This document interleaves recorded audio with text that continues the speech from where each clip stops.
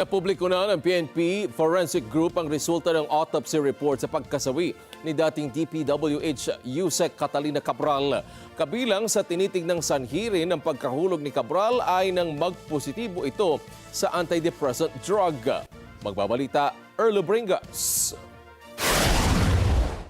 Kinumpirma ng PNP Forensic Group na nagmatch ang fingerprint ni dating DPWH Undersecretary Maria Catalina Cabral sa bangkay na nakuha sa bangin sa Tuba, Benguet kamakailan.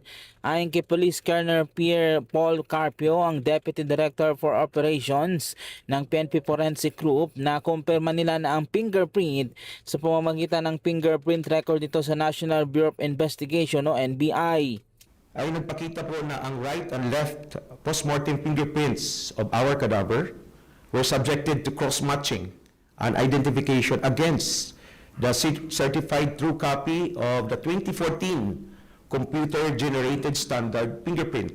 Blunt traumatic injury ang ikinasawi ni Cabral matapos itong mahulog mula sa mataas na lugar na naganap sa pagitan ng alas 3 hanggang alas 5 ng hapon noong December 18. Nagpositibo din ito sa isang antidepressant drugs na posibleng nagbigay lakas loob sa biktima.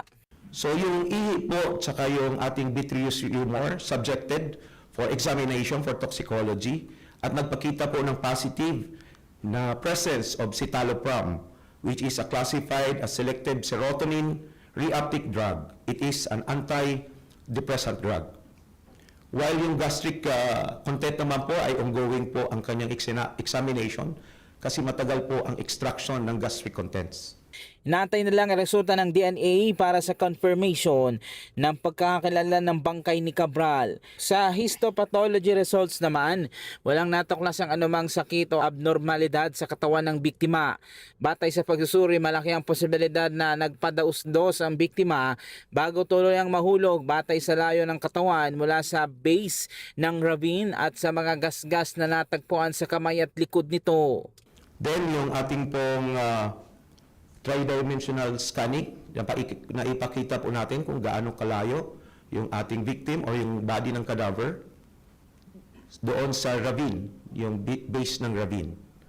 Then yung ating DNA, nakapagkuha po tayo ng one female human DNA at ready na po for cross-matching. At yung ating histopatch showed also na nag-positive po ang ating gross examination. Erlo Bringas para sa Matanag Agila, matatag, matapang, matapat.